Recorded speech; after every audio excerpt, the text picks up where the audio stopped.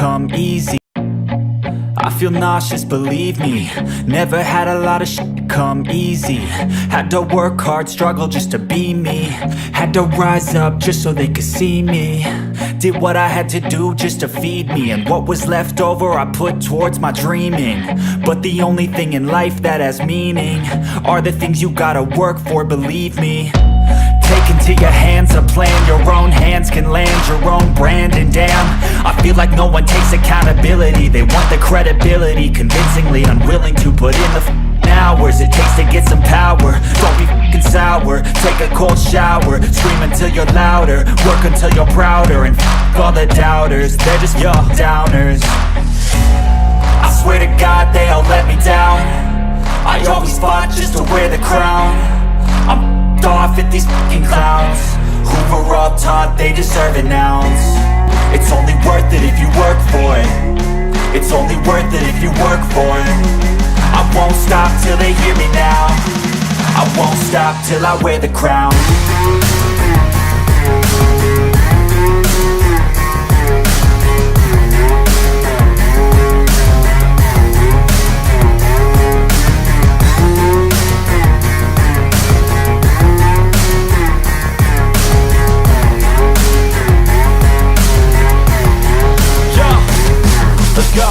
I'm just telling you to fight for your dreams, but it's not what it seems. Man, it's hard to be seen when everybody wants to be king. Yeah, they all wanna ring, yeah, we all wanna be free. So show me what you got, what you bring, how you fight in the ring, how you take a fucking swing. Do you got heart, are you mean? Got some scars, got some needs, are you willing to go bleed? I swear to God they all let me down. I always fought just to wear the crown. I'm off at these fucking clowns who were all taught they deserve an ounce. It's only worth it if you work for it. It's only worth it if you work for it. I won't stop till they hear me now. I won't stop till I wear the crown. I swear to God they all let me down. I always fought just to wear the crown. I'm off at these fucking clowns who were all taught they deserve an ounce. It's only worth it if you work for it. It's only worth it if you work for it. I won't stop till they hear me now. I won't stop till I wear the crown.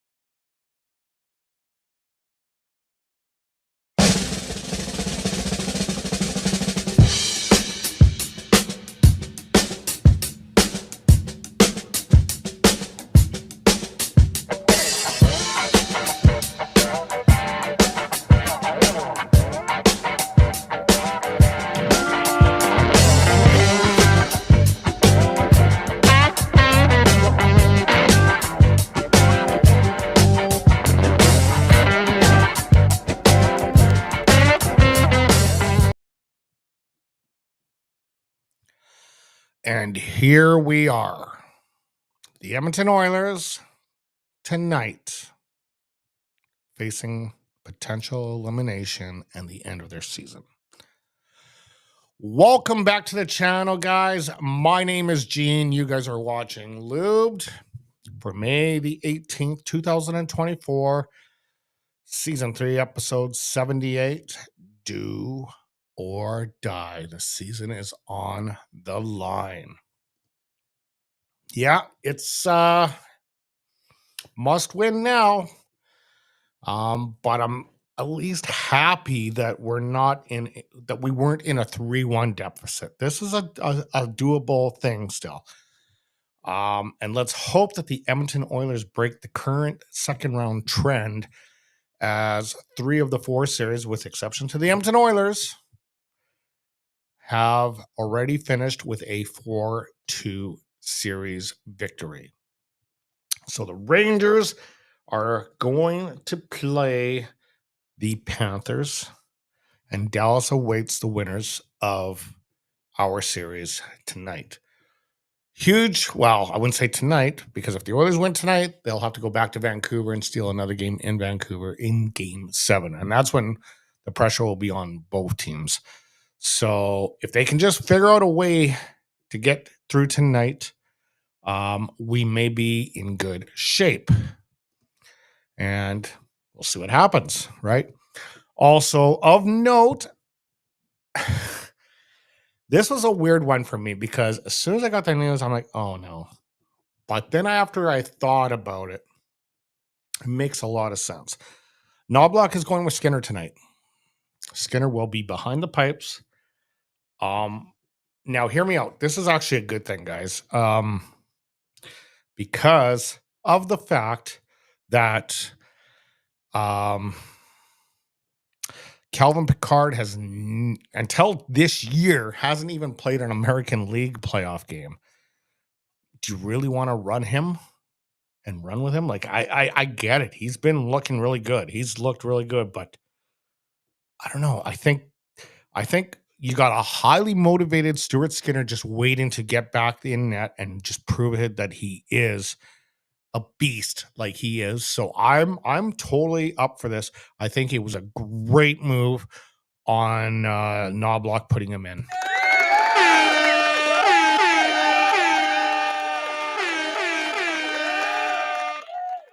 But we'll see.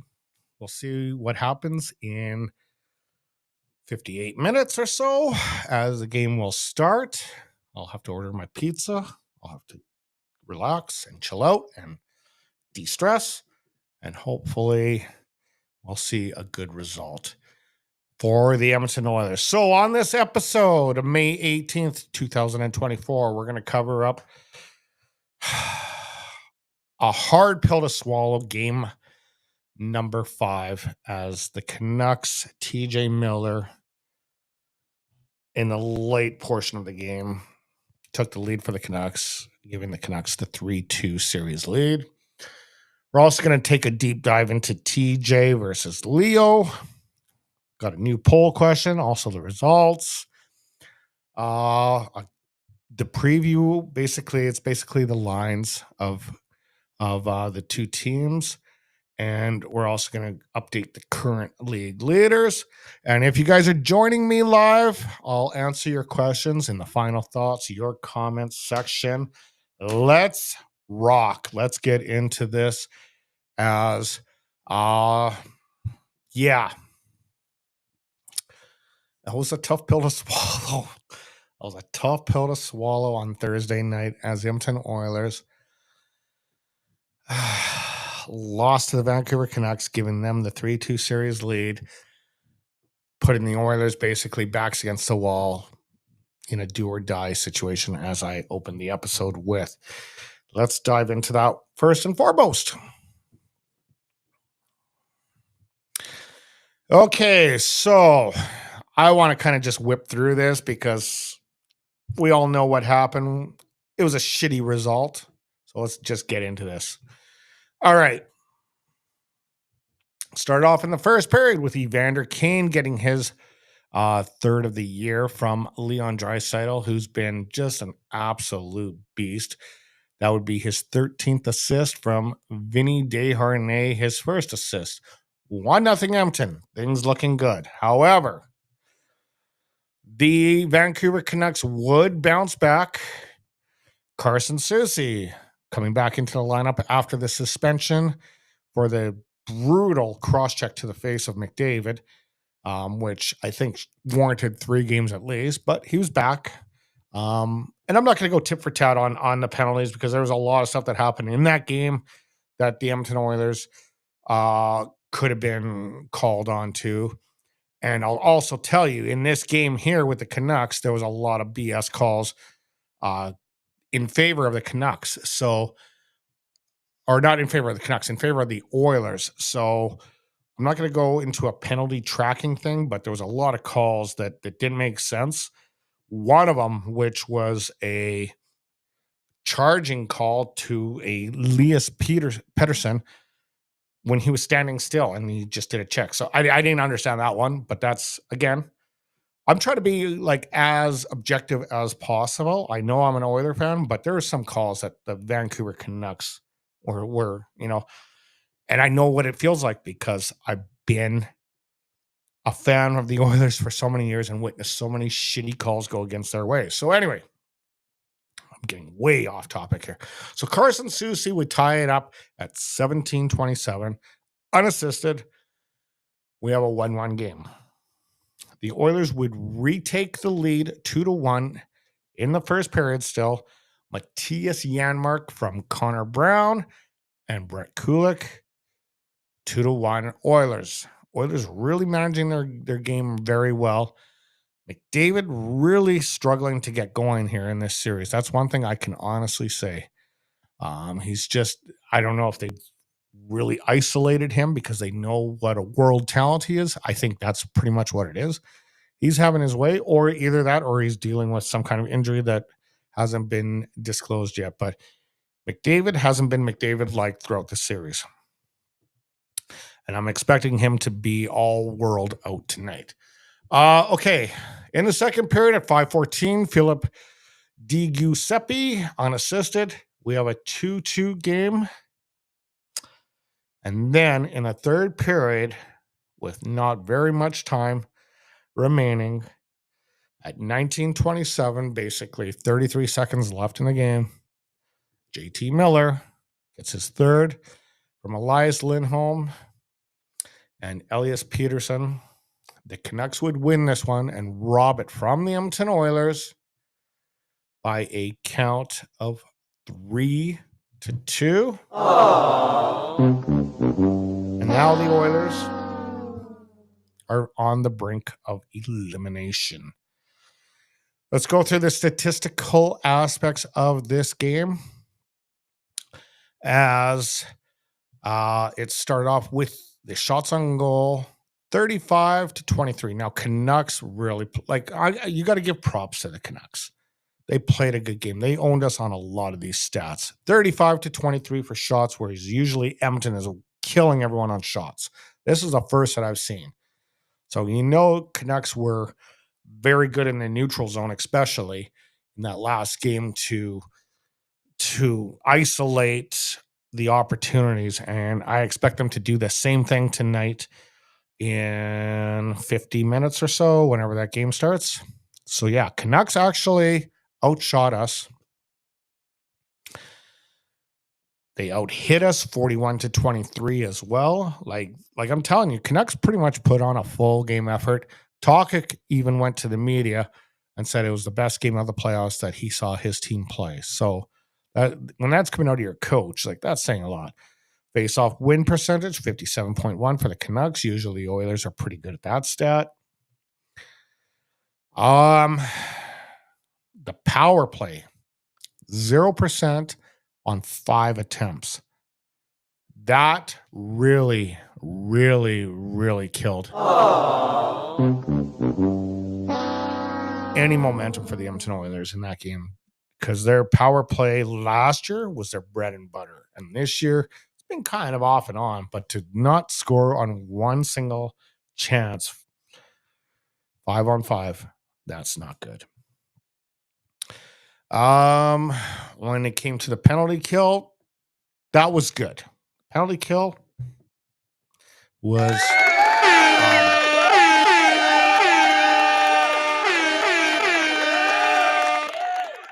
penalty kill was noteworthy for sure. 4 for 4, 100%.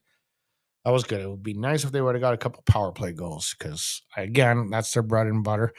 But again, there's a certain pattern to the Oilers' power play that they gotta change it up because it's becoming predictable. It's always, Draisaitl's going to be on that one right side, waiting for the McDavid feed and all that kind of stuff. So they just need to change it up a little bit. But right now, you don't want to be. I mean, what they've done so far, especially digging themselves out of the season from hell that was back in November, that looked like they weren't going to make anything. You kind of have to still stick with it, but at the same time, you have to be a little bit unpredictable. And when it came to block shots, it was 18-18, so both teams share the split on this one. Our goaltenders, Picard was slightly better than Silvos with a .914 save percentage to his .913, which is realistically, these goaltenders were 100% dead even with that slight little margin. And that really boils down to just how many shots were peppered. Silvos is good. Picard looked good.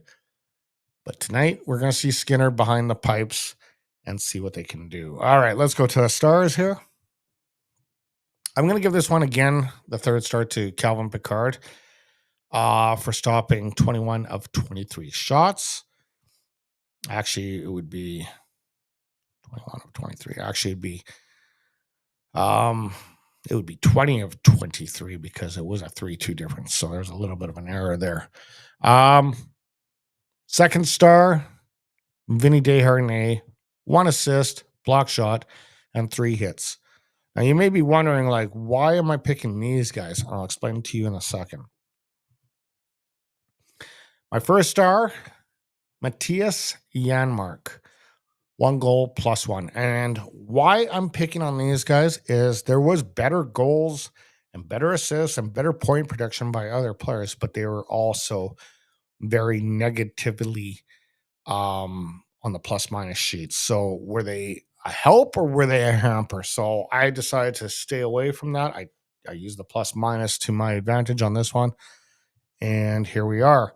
That's why I'm giving you the depth stars in this particular game because, our studs were studs, but they were also very liable for a lot of the goals that happened on the ice. Now, that being said, it's also because of their ice time. If you have more ice time, you're occupying more potential error time. So that there is my reasoning behind it. Like I say, I use my own objective opinion. I tried not to go off of what ESPN or this website says or that website says. I try to use my objective. There you have it, guys. 3-2. Vancouver Canucks take the series lead. And that game will be starting in about 45 minutes. And we'll see what happens tonight. We'll see what the big deal is between these two players as they've been pretty much the story of the series.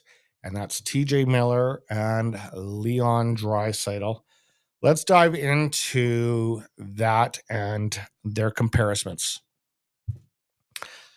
All right. So these two guys are very evenly matched up.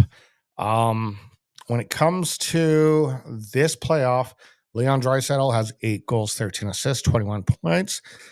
TJ Miller, 3 goals, 9 assists, and 12 points. But let's also face it, TJ Miller has Elias Pettersson. He has Brock Besser, whereas Draisaitl is lucky to have the luxury of probably the best player in the world in Connor McDavid. And a player that really came out this year and shined in Zach Hyman. So if you take those elements away, where would Leo be compared to TJ Miller? Well, the answer is they would be very similar. The statistical breakdown with these two players, like, are so close to each other. JT, his top shot is a little better. Leo, his ozone presence is a little bit better. But the rest of the stats, they're just hovering right next to each other. The one thing that makes JT Miller a little bit more of a threat is the fact that he is a little bit more unpredictable than Leo. You know, Leo's going to be in his office, right on the right-hand side of the net, waiting for the McDavid feed. And McDavid somehow still fools people with that pass. You know it's coming, but it's still one of those things that he just knows when to do that pass. Even though the defensemen know this is happening and the goaltenders know it's going to happen, he still knows the right time of when they just kind of blink and it's like, okay, I'll throw it to them. Miller, he's kind of well-rounded when it comes to the shot attempts, whereas obviously Leo likes his office. I call it the Leo office, and that's on the right-hand side, right by the net. Yeah, like that there with any other centerman feeding him those passes, I don't think it's going to happen as much. So when Leo decides to go with his contract negotiation next year, Leo, if you're out there, think about that. Do you think you're going to get those passes with a different centerman other than McDavid? I don't think you will, man. I really don't. And his goals are obviously right in that area as well, whereas there's a less amount of goals by TJ Miller, but when he scores, they're clutch goals, like what happened in game number 5 there with like literally 33 seconds left in the game, which was an absolute heartbreaker. The only good thing that came out of that is the fact that I didn't go to overtime and I didn't have to worry about having a restless sleep. When it comes to ozone time, Leo likes to be up in the ozone a lot more, 48%. However, he's only 36% in the D zone, where Miller is 39% in the D zone and 43% in the offense. So he's a little bit more fine-tuned and balanced, and I give him props for that, because Leo did have actually kind of some negative stats when it came to the plus-minus. And that's kind of why I didn't choose him as a star in this particular game. All right, so that takes us to the next poll question. And get into that right now. Is this the year the Edmonton Oilers window of opportunity closes? This is a very interesting question. Now, I'm not saying this to be negative of a potential loss tonight, but let's face it, the Oilers' backs are against the wall tonight, and if they win tonight, they go back to Vancouver, and their backs are against the wall in Vancouver. And then if they manage to somehow squeak through this series, they still have a couple more series to go. Like, it's far from over, far from them winning a Stanley Cup. If they can somehow get through this series, they're only halfway there. So is this the year? Because we heard the cup or bust thing. Is that legit? Is that actually the truth? Is that the way it's going to fall? Are McDavid and Draisaitl eventually going to be separated and go to two different, probably U.S. markets, but not be on each other's team?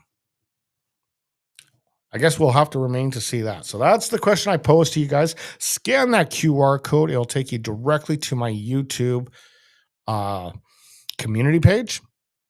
If you're uncomfortable about scanning QR codes because of malicious activity on the internet, you can directly go to my YouTube page and just look under the tabs and it's there. So you have two options of doing it. Okay.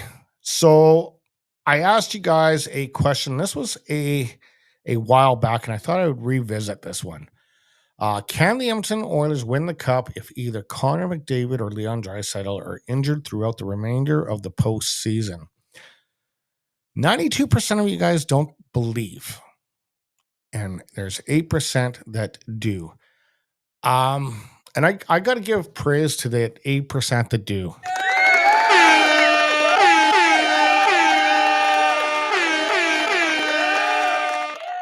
And the reason why I want to give praise to the 8% that do is I was one of those guys back in November that gave up on the season. I never gave up on the team. I have episodes proving that. Never gave up on the team, but I did give up on the season. Didn't think there was a chance.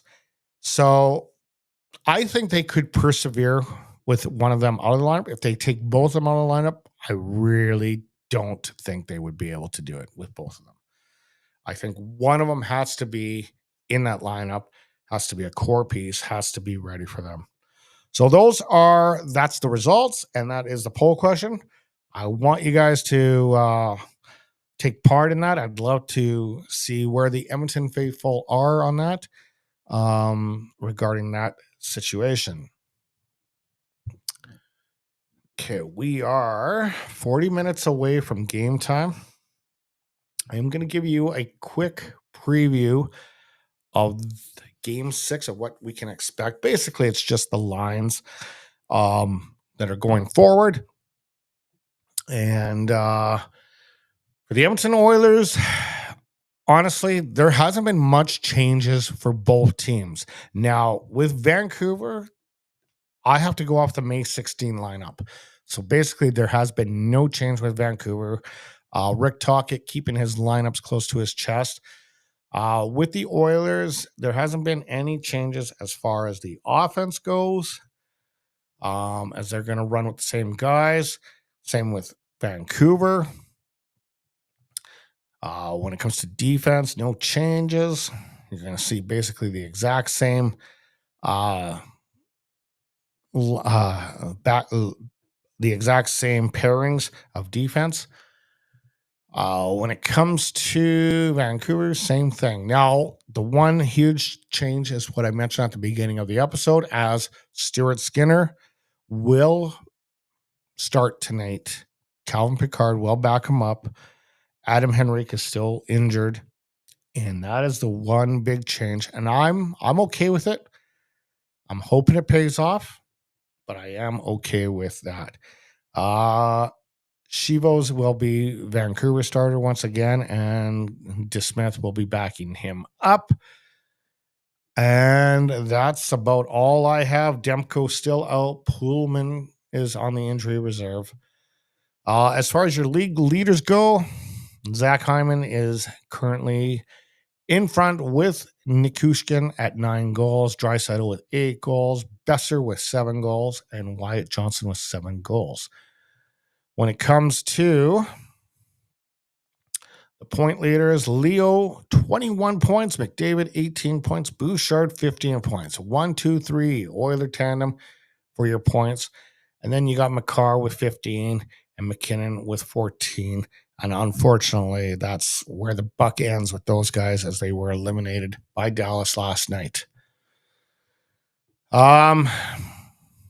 With the save percentage, Jeremy Swayman is king of the top there at a 933, which raises a lot of questions about what they're going to do with Allmark in the offseason. Shesterkin, 923. Ottinger, 918. Silvos, can't pronounce his name properly. I'm still working on it. 907. Bobrovsky, 902.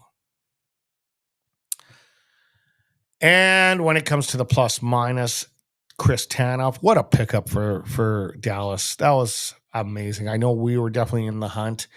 Vancouver was definitely in the hunt. A lot of teams were in the hunt of acquiring his services. Unfortunately, Dallas was the winning team that got it.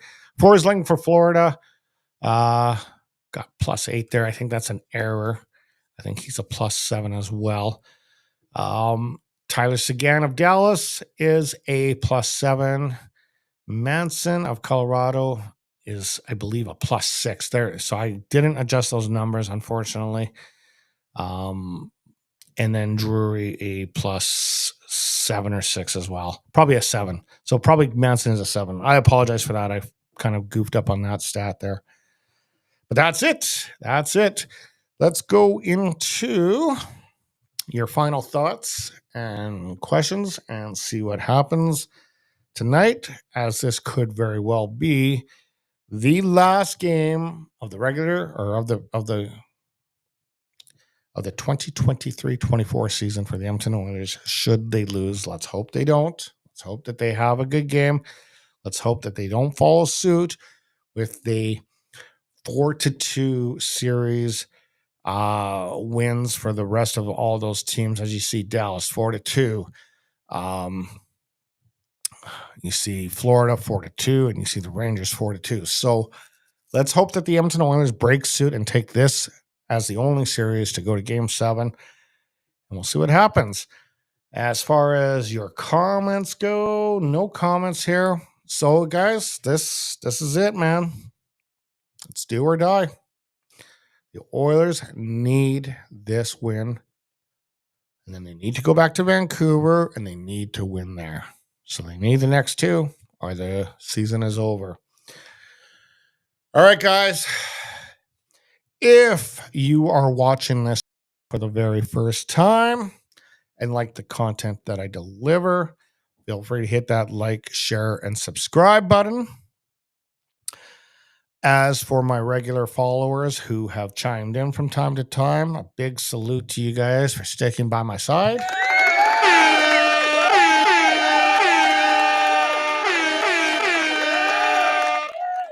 And should this be one of the last couple of episodes that I do for this year, I will see you guys back in the fall. But let's hope that this carries on for another couple series. You guys enjoy the game.